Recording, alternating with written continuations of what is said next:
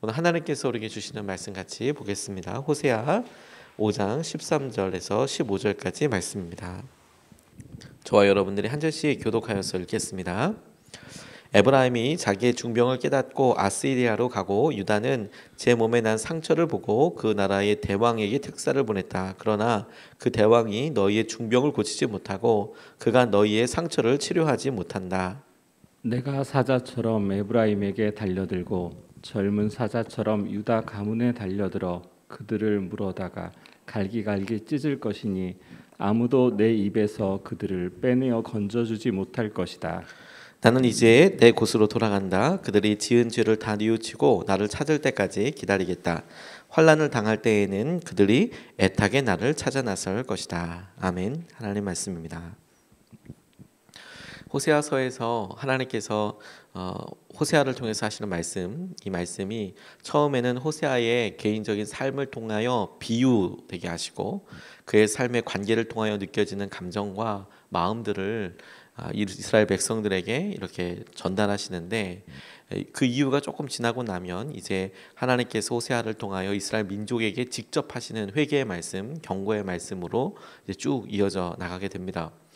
하나님께서 고멜과 호세아의 두 관계를 통하여 신실하지 못하다, 배신한다, 둘이 부부이면서 한쪽이 일방적으로 계속해서 어떤 마음의 믿음을 지키지 못하는 일을 계속하게 됐을 때 느껴지는 감정을 호세아를 통해서 말씀하신 이유가 하나님께서 그렇게 느끼고 계시기 때문인 것을 우리가 잘 알고 있습니다. 오늘 본문 말씀에서도 하나님께서 다른 나라의 신을 섬기고 주로 그 우상을 숭배하는 것에 대해서 북이스라엘과 남유다를 지칭해서 경고하고 계시는데, 특별히 북이스라엘을 경고하실 때 북이스라엘의 가장 커다란 세력을 유지하고 있었던 지파가 에브라임 지파였고, 그 북이스라엘을 에브라임이라고 지칭하기도 합니다. 그래서 남유다를 지칭할 때도 그냥 그 가장 커다란 지파였던 유다라고 지칭을 하기도 합니다.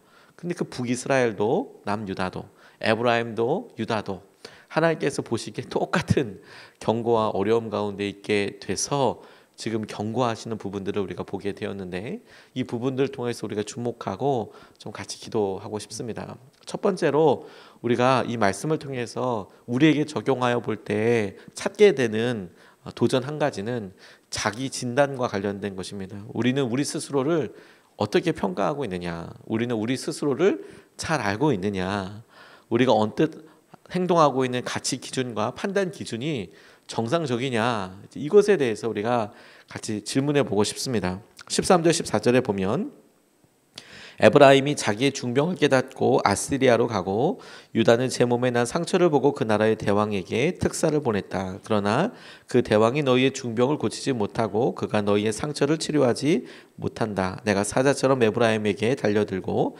젊은 사자처럼 유다 가문에 달려들어 그들을 물어다가 갈기갈기 찢을 것이니 아무도 내 입에서 그들을 빼내어 건져주지 못할 것이다. 이렇게 말씀하고 계십니다. 북이스라엘과 남유다, 에브라임과 유다 가문에 대해서 경고하실 때 그들이 어려움 가운데 보였던 반응이 똑같다라고 이야기하고 계시는 거예요. 이 말씀을 가만히 살펴보면 그들이 어려움 가운데 처하고 있는 반응 방식과 또 어려움 가운데 의지하고자 하는 대상이 똑같았습니다. 이 이야기의 배경은 북이스라엘과 남유다 가운데 전쟁이 일어나려고 하는 거예요. 서로가 서로에 대해서 반시하고 경시하고 이제 전쟁이 일어나려고 할 때에 문제다, 이걸 어떻게 이길 수 있겠느냐, 어떻게 이 문제를 해결할 수 있겠느냐, 그래서 생각한 게 뭐냐면 북이스라엘이 당시에 아스리아, 우리 개정판의 성경에는 아수르라고 나와 있는 아스리아에 연락을 해서 날 좀 도와달라, 우리를 좀 도와달라, 이렇게 한 거고, 남유다 역시 이 어려울 때 어려움을 타개할 수 있는 방법이 아스리아에게, 아수르에게 의지해서 우리 편이 좀 되어달라, 우리 편에서 이것을 좀 힘을 써달라, 이제 이렇게 이야기하고 있는 겁니다. 그래서 당시에 가장 강대국이었던 아스리아가 우리 편이 된다면 우리가 이 전쟁을 이길 수 있고 이 어려움을 이길 수 있다, 이렇게 이야기하고 있는 거예요. 그리고 그 모습을 보고 하나님께서 황당해 하시는 내용입니다. 그들이 자기가 이 사회적으로, 군사적으로, 문화적으로 어려움이 처해 있다는 것을 자각하고 이 문제를 해결하기 위해서 그들이 해결하고자 하는 방식이 똑같이 아시리아를 의지해서 그 아시리아와 함께하면 우리가 이길 수 있다, 우리가 이거 극복할 수 있다 라고 생각하는 걸 보는 것 자체가 하나님께는 배신 행위이고 배반 행위인 것이죠. 그래서 하나님의 심판 앞에 서게 되는 행동이라는 것에 대해서 주님께서 경고하고 계시는 거예요.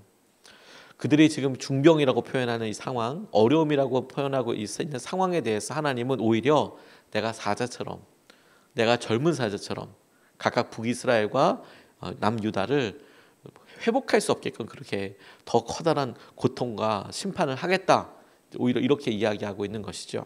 이 어려움과 아픔의 원인도 하나님에게서 찾을 수밖에 없고 이것을 해결할 수 있는 방법도 하나님밖에 없다는 것에 대해서 하나님이 계속 말씀하시고 하나님을 의지하여야 한다라고 경고하시는 것에 대해서 하나님을 기억하지 못하는 수준이 아니라 아예 그냥 무시하는 수준으로 그렇게 지금 살아가고 행동하고 있는 것을 보게 됩니다. 이들을 바라보고 계시는 하나님을 떠올리지 못하고 있습니다. 이것이 이스라엘과 유다의 죄였어요. 그리고 이것이 우리 스스로 진단해 보게 되는 자기 진단에 대한 질문이라는 생각을 하게 됐습니다. 그러니까 내가 지금 이 문제가 있어라고 스스로 북이스라엘과 남유다가 알았지만, 그래서 우리가 이것을 어떻게 해결할 수 있어에서 보니까 그들이 자기들에게 생긴 질병과 어려움과 아픔들의 원인을 정말 깨닫지 못하는 거예요. 아프다는 상태는 알았으나 이 아픔의 원인과 이런 고통들을 해결할 수 있는 분이 하나님이라는 것에 대해서 깨닫지 못하고 있습니다. 근데 우리는 괜찮겠는가라는 질문을 해보게 됐어요. 우리는 아시리아처럼 이 둘이, 북이스라엘과 남유다가 어려움이 앞에 있다, 아시리아를 의지해야 돼, 아시리아를 우리 편으로 만들어야 돼 라고 생각하는 것처럼 우리도 어느 순간에 우리의 자기 판단 기준과 이것을 해결할 수 있는 방법을 딱 정해놓고 살아가는데, 그것이 정말 놀랍게도 우리가 세상에서 이야기하는, 우리가 기도하고 전도 대상으로 삼아야 하는 사람들과 너무도 닮아 있을 경우들이 많이 있는 것이죠. 제가 참 좋아하는 목사님 중에서 우리 김범성 목사님, 저희 교회에 와서도 한번 말씀 전해 주셨지만, 목사님과 이렇게 교제하면서 많은 위로도 얻고 같이 이렇게 고난과 어려움 가운데 몸부림치면서 이렇게 같이 믿음 생활하는 것이 너무 감사하고 참 좋아하는 목사님이 계십니다. 이분이 개척을 하셨잖아요.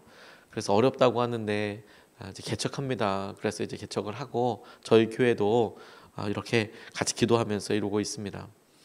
6번 정도, 이제 7번 정도 장소를 옮기시더라고요. 개척해서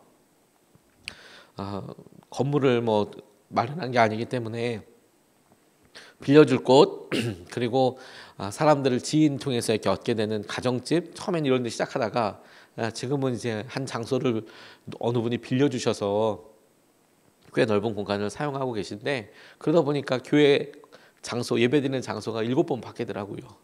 말할 수 없는 여러 일들이 있지요. 뭐 성도들이 지금 많은 것도 아니고, 더군다나 이제 코로나 시기가 되니까 이제 무조건 이제 비대면 예배를 드리게 되지 않습니까? 그러니까 가뜩이나 개척교회이고 장소를 여러 번 옮기고 그래서 어려운데, 이 비대면 예배를 드리니까 여러 일들이 이제 기도 제목이 생기는데, 이분이 페이스북에 이런 글을 하나 쓰셨더라고요. 근데 제가 마음에 너무 공감했어요. 이분이 여러 일들 하시다 보니까 성도님들과 이렇게 이야기할 때 뭐라 이야기하시냐면, 그 성도님의 이름을 이렇게, 그 청년의 이름을 대면서 누구야, 우리가 돈이 없지 믿음이 없냐, 이렇게 이야기하시더라고요. 우리가 돈이 없지 믿음이 없냐, 할 수 있다, 이제 이런 이야기를 짧게 쓰시는데 제가 너무 많이 공감을 했어요. 그렇지, 돈이 없지 믿음이 없는 거냐, 우리가 어떤 일을 할 때 돈으로 하던 거냐. 아시리아를 떠올리면서 우리 가운데 믿는 사람들이 하나님 앞에 나아가게 될 때 가장 의지하고 하나님이신 것처럼 의지하는데 언뜻 들어오는 아시리아가 뭘까? 제일 먼저 돈 생각났습니다. 재정 생각. 이 문제를 해결할 수 있는 방법은 뭐? 하나님, 얼만큼 돈이 있으면 됩니다 라고 이야기를 해요. 하나님, 이것을 해결하기 위해서 우리가 능력이 이만큼 되면 되겠습니다. 제가 가지고 있는 자격을 이만큼 갖추면 되겠습니다. 하나님, 이런 것을 위해서 사람들이 이야기하는 이런 기준과 이런 건강과 이런 마음이 있으면 되겠습니다라고 이야기합니다. 가만 보니까 하나님을 의지하는 게 아니라 내게는 돈이라는 아스리아가 있고, 내게는 세상 사람들의 평가라는 아스리아가 있고, 내게는 다른 사람들이 가지고 있는 그 아스리아가 필요하다고 이야기하고 있는 것이죠. 그게 언뜻 나오는 정도가 아니라 우리 삶의 기준이 되는 것이죠. 어려울 때 우리가 무엇을 의지하고 무엇을 찾는지를 보면 우리가 정말 하나님을 의지하고 있는지 혹은 아스리아를 의지하고 있는지가 드러나요. 그러면 이 말씀이 그대로 우리에게도 적용이 됩니다. 우리가 하나님 아닌, 우리가 사람들 찾는 똑같은 그 아스리아를 의지하고 그 아스리아가 내 편이 되면 내가 갖고 있으면 승리하겠다라는 마음으로 가지고 가는 한, 하나님은 너무 마음 안타깝게도 우리들을 북이스라엘과 남유다에게 하시겠다는 것처럼 사자가 되셔서 우리의 마음을 찢으시고 우리의 삶에 더할 나위 없는 어려움을 허락하실 수도 있겠다라고 생각하게 됐어요. 우리 기준을 점검해 봅니다. 우리는 아시리아를 의지하고 있는지 아니면 하나님을 의지하고 있는지. 북이스라엘과 남유다가 아예 생길 때 확 그렇게 들어오는 큰 교회나 작은 교회나 이 어려움과 이 상황을 해결할 수 있는 방법에 대해서 돈이죠 뭐. 그러면 아스리아인 거예요. 하나님을 의지할 때 하나님께서 하신 놀라운 은혜와 마음을 덧입게 되는 겁니다. 이것이 자연스럽게 하나님께서 그 다음 하시겠다라는 행동과 선언의 선포에 우리가 이렇게 마음을 이끌어가도록 자연스럽게 인도합니다. 그게 뭐냐면 하나님께서 그렇게 행동하는 북이스라엘과 남유다를 이제는 지켜보시겠다고, 하나님께서 기다리시겠다고 이렇게 말씀하세요. 뭘 기다리시는 거는 도대체 뭘 기다리시고 뭘 하시겠다는 건가? 15절 말씀에 보면 나는 이제 내 곳으로 돌아간다. 그들이 지은 죄를 다 뉘우치고 나를 찾을 때까지 기다리겠다. 환난을 당할 때에는 그들이 애타게 나를 찾아 나설 것이다. 이렇게 이야기하세요. 이제 하나님께서 돌아가시겠다라고 이야기합니다. 저는 이 말씀을 한번 머릿속에 가만 상상해 봤어요. 하나님께서 지금 북이스라엘과 남유다에 내가 있는 곳으로 돌아가겠다라고 이야기하고 계시는데, 주님께서 어디로 돌아가신다는 걸까? 이제 어디, 거기에 집중을 두기보다 돌아가시겠다라고 이야기하는 것이 저는 마음에 더 깊이 묵상이 됐어요. 이 말은 뭐냐면 하나님이 이 말씀하시는 시점을 중심으로 해서 북이스라엘과 남유다와 함께하고 계셨어요. 함께하고 어려움과 아픔과 함께하고 계셨어요. 그러다가 더 이상 이 북이스라엘과 남유다가 하나님을 찾지 않고 의지하지 않고 아시리아와 함께하면 이 어려움을 겪을 수 있다고 하니까, 그래? 나 그러면 돌아가겠다. 나 너와 이젠 함께하지 않겠다. 이 모습을 상상해 보니까 하나님이 내가 내 곳으로 돌아가겠다라고 이야기할 때 그 내 곳이 물리적인 어느 멀리 있는 곳으로 돌아가겠다 이런 느낌보다 내가 너희와 함께하고 있었는데 더 이상 나를 찾지 않고 의지하는 너희들로부터 내가 이젠 떠나가겠다. 내가 이제 내 곳으로 돌아가겠다. 그리고 너희들이 지금 내게 계속 그렇게 하라고 요구하는 것처럼 내가 기다리겠다. 너희들이 어려움 가운데 있어서 아픔 가운데 있어서 나를 찾을 때까지 기다리겠다. 이제는 그야말로 방관자가 되시겠다. 이렇게 이야기하셨어요. 하고 계세요. 애타게 나를 찾을 때가 올 것이다. 애타게 나를 찾을 때가 올 것이다. 이 말이 제 마음속에 참 많이 아팠습니다. 하나님이 함께하고 계시고 하나님 우리에게 평생 함께 하시겠다고 말씀하셨음에도 불구하고 북이스라엘과 남유다의 행동과 믿음의 표현을 통하여 이제 내가 멀리 떨어져야겠다. 내가 너희들과 더 이상 함께할 수 없겠다. 내가 내 곳으로 돌아가야겠다. 그리고 너희들이 힘들어서 나를 찾을 때까지 기다려야겠다 라고 하시는 말씀의 진짜 본심은 하나님이 우리에게 끝까지 가지고 계신 사랑이라는 생각이 들었어요. 떠나고 난 다음에 뭐하러 기다립니까? 근데 떠나고 나면 끝이죠 원래. 내가 너희들의 그 행동을 도저히 못 보겠다. 그만하자. 그러면 끝나는 거잖아요. 근데 지금까지도 계속 그렇게 하셨는데 하나님은 함께 하시고 이제 본인이 그 마지막으로 선포하고 이야기하시는 것이 너희들이 애타게 나를 찾을 때까지 내가 기다리겠다. 그때까지 내가 너희들과 함께하지 않는 것처럼 기다리겠다라고 하시는 말씀에서 저는 얼마나 우리를 사랑하시고 오히려 하나님께서 우리를 기다리고 계신지에 대해서 마음으로 붙잡게 됐어요. 김철기 선교사님이라는 분이 가슴 찢는 회개라는 책에서 본인에게 있었던 일을 이렇게 간증을 하시는데 제게 참 마음에 와서 닿았습니다. 이분이 인디오들을 이렇게 아마존 인디오들을 위해서 평생 사역을 하시고 그렇게 하셨는데 한 11년 정도 들어가서 사역을 하시는데 뭐 생활도 녹록치가 않지요. 이 녹록치 않다는 것은 다만 뭐 재정이 있다 없다 수준이 아니라 일단 뭐 전기 이런 게 없으니까요. 그냥 그야말로 아마존에 들어가서 생활을 하니까 힘들지요. 그런데 11년 정도 사역을 하니까 아마존에 있는 부족들도 개발이 되기도 하고 그리고 도시 그것도 뭐 서울이랑 이렇게 비교할 만한 도시는 아니지만 그래도 어떤 문명 혜택과 상황들을 이렇게 만나게 되고 소통도 되고 11년 정도 사역하니까 점점 소위 개발이라는 게 되지 않겠습니까? 그러니까 그 어둠의 줌에 이제 이분들이 생활을 하시게 됐어요. 11년 동안 열심히 하시다 보니까 이제 신학교도 세우게 되고 신학교 사역을 통하여서 자기가 다 그 밀림 안으로 들어갈 수가 없으니까 거기에 이제 사역자들 세우고 신학생들을 모집해서 이렇게 세우는데 너무 보람되고 행복하게 목회를 하고 있다가 신학교 사역을 하고 있다가 어느 날 참 안타까운 일을 한꺼번에 겪게 된 거였어요. 그게 뭐냐면 같이 땀 흘려서 열심히 공부하던 한 청년이 있는데 어느 날 나가버리더라는 거예요. 참 머리가 똑똑하고 음악도 잘하고 그래서 신학교 졸업하면 사역자로 좀 삼았으면 좋겠다. 여기 신학교에 남아서 좀 신학교에서 좀 뭔가 일을 좀 같이 했으면 좋겠다라고 생각했던 또 다른 제자, 또 다른 청년도 성범죄를 저지르고 또 떠나가 버린 거예요.